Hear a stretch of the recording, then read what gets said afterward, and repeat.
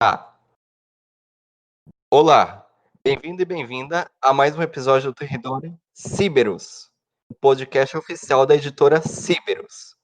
Meu nome é César e sou novo aqui no host. E hoje nós vamos falar de amazofuturismo, fantasia ou ficção científica. E para isso, nós vamos conversar com Maurício Coelho Olá, pessoal, tudo bem? e com o nosso primeiro convidado internacional, Wilson Camilo, que é de Angola. Tudo bem, Wilson? Olá, boa tarde, obrigado pelo convite. Sou Wilson Camilo, como já foi bem dito, sou angolano, escritor. Tive o meu primeiro livro publicado já no mês de setembro, outubro, passa-me aqui já vagamente, mas é isto. Mais uma vez, obrigado. A gente que agradece. Então, bora começar definindo, né, ou falando a diferença, ou falando a semelhança que a gente tem da fantasia e da ficção científica. Qual é a diferença, qual é a semelhança, Wilson? O que tu pode dizer pra gente? Uau! Para começar, eu gostaria de dizer que existe uma ínfima relação, se é que eu posso dizer dessa forma, no que toca aos dois temas, porque ambos são assim imaginários, né, no mesmo nível. Porém, a diferença, se calhar eu começo a abordar já aqui a diferença, é que o caso da ficção científica aborda mais questões tecnológicas, não é ciência, basicamente. Enquanto que a fantasia é mais virado para o canto mágico, digamos. Certo. E será que está bem claro essa diferença para o público leitor? O que vocês acham? Olha, eu acredito que sim, né? Assim, eu já ouvi uma pessoa definindo, as duas são primas, né? Elas são realmente mais ou menos do mesmo campo que é do campo imaginário. Mas eu acredito que elas são muito diferentes entre si. Certo. E tu, Wilson? Eu totalmente de acordo, totalmente de acordo. Existe uma linha assim tênue, é muito difícil diferenciarmos uma da outra, não é? Tirando o facto... desculpe-me, a questão era sobre a diferença ou a relação? Era se o público leitor ele sabe dessa diferença, se está claro isso para o público leitor. Por exemplo, se eu ofereço uma obra e não digo que ela é ficção científica ou fantasia, se os leitores eles vão conseguir definir. Identificar. Olha, é muito difícil. Eu não vou até muito para o mercado brasileiro, porque eu não sei mais ou menos como é que está nessa altura. Porém, aqui em Angola é totalmente difícil, não é?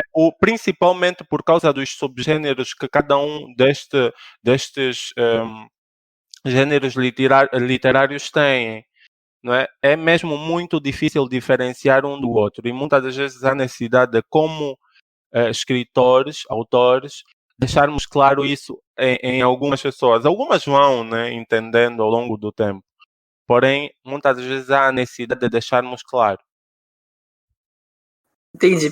Tem não é uma fala, né? Ele escreveu, o Felipe Dick escreveu em um prefácio falando da diferença da ficção científica e da fantasia, né? Então ele diz mais ou menos que a fantasia é aquilo que nunca vai acontecer, enquanto que a ficção científica ela é um cenário possível de acontecer, né? Então, por exemplo, a gente nunca vai ter dinossauro voando pelas cidades ou duende, né? Mas, por exemplo, se eu já pego a ficção científica e digo que eu criei um dinossauro graças à manipulação genética, graças ao DNA, não sei o que mais, aí esse cenário ele já vai ser possível de acontecer, já é uma possibilidade de acontecer. O que vocês acham? Totalmente de acordo. Eu sou de total acordo. Concordo plenamente, porque, pronto, a ficção científica, sendo que não é mais virado para o campo, mas não, é virado para o campo científico, é basicamente o nosso imaginário a prever aquilo que futuramente pode vir a ser, né? Então, é como no caso, né, dos grandes livros que temos, como Star Trek, por exemplo. Não vou misturar aqui Star Wars porque tem um pouquinho de fantasia. Porém, nota-se claramente, não é, uma evolução tecnológica que não está muito distante dos nossos dias. Certo. E o amazofuturismo, aí já voltando, né, para esse gênero novo, esse gênero que é brasileiro, né, que ele foi idealizado pelo João Queiroz, né, que é ilustrador, então ele que vem com essa estética do amazofuturismo e tudo. Ele pode ser inserido na fantasia também, ou ele é só ficção científica? Pelo que vocês leram, pelo que vocês já viram do gênero? Uau, uau. Eu acho que eu vou permitir que o Maurício não quer falar primeiro. Pode ser, pode ser. Já que eu já respondi a pergunta anterior, senão o Maurício fica calado. Pode ser. Então eu acho que o amazofuturismo ele está mais voltado para a ficção científica, né? Ele tem essa pegada do cyberpunk, que seria o cyberpunk amazônico, né? Ou então Certo. mesmo até o solarpunk, porque se a gente for pegar o cyberpunk é algo distópico, né? Sempre vai ser distópico. E o solarpunk não, o solarpunk vai te mostrar um futuro otimista e tudo. E é isso que a gente quer, né? Porque a gente está com um edital aberto para amazofuturismo, a gente quer ver esse lado otimista, né? Esse futuro otimista. Então eu creio que vai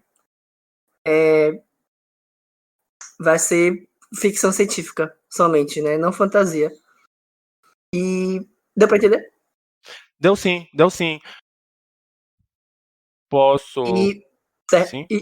E a gente tem o grupo, né, das antologias dos autores que foram selecionados. Eu acho que isso foi no grupo do Panótico. E eu divulguei o edital lá, né? E teve uma autora que ela leu o edital, gostou, e ela disse assim: como eu posso inserir o meu amado Boitatá em uma história masofuturista? Né? Para quem não sabe, Boitatá é uma lenda nossa daqui do Brasil, né? Aquela cobra gigante de fogo. E aí os autores começaram a falar, né? E aí eles falaram que o folclore brasileiro é muito lindo, que o folclore brasileiro tem que ser explorado mais e tal. E aí começaram a se discutir, começaram a falar sobre lendas, né? Ela pode escrever sobre o Boitatá? Sim, ela pode. Dentro de uma história masofuturista? Pode. Mas aí, como que ela vai desenvolver isso, né? Será que ela vai jogar só para fantasia ou será que ela vai jogar para ficção científica, né? Posso falar? Aham. Então, quando eu estava pesquisando sobre esse tema, o amazofuturismo, eu achei outras, não digo vertentes, mas coisas assim correlacionadas. Como, por exemplo, histórias mais futurísticas passando no sertão. Eu achei uma outra muito interessante chamada Macumba Punk, acho que é o nome, que colocaria a cultura africana, as divindades africanas como sendo as criadoras. Eu acho que a autora ela conseguiria sim inserir esses elementos, mas, por exemplo, colocando o Boitatá, sei lá, como um robô, como alguma criatura assim mais científica, da ficção científica mesmo. Uhum. Que entra naquela questão dos dinossauros, né? Que eu falei. Se tu reproduzir os dinossauros, né, pela genética e tudo, aí já vai ser ficção científica, né? Então ela poderia ir por esse caminho. Pensei em algo assim, né? Uhum. Falando de uma forma meio tosca, um Mega Man brasileiro, sabe aquele jogo Mega Man? Uhum. Sei. E tu, Wilson, o que tu acha? Sobre a masofuturismo, eu consegui perceber, de acordo a aquilo que são os meus conhecimentos sobre ficção científica, né? E mesmo fantasia, que é mais virado para a ficção científica. Isso ficou assim claro para mim. Porém, se houvesse necessidade de um contista, não é, adicionar elementos que sejam de lendas, elementos míticos, eu acredito que já seria um outro subgênero, não é um subgênero assim ligado para a área científica, mas com algum toque de fantasia. Na minha opinião, seria isso. Sim, Mas, perfeito. pois, mas já fugindo do que é a ideia do João Queiroz, não é? Porque, pronto, a ideia dele é colocar assim, aquilo que foi os povos originários brasileiros, não é? Com toques, por exemplo, eu consegui ver ali